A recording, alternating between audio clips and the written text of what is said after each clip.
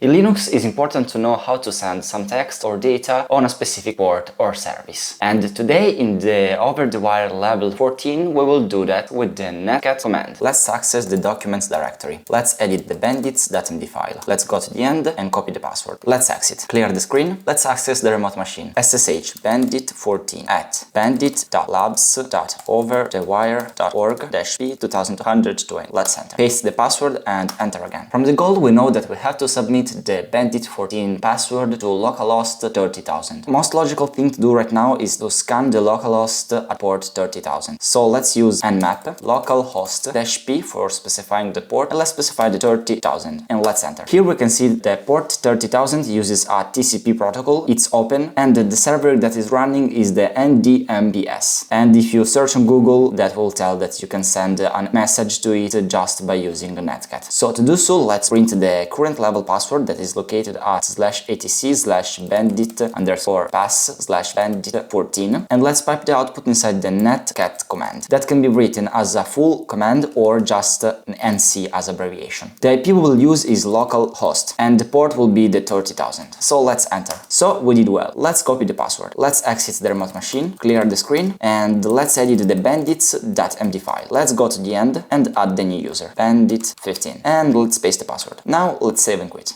If the video was interesting, consider a like, maybe a comment or a follow. See ya!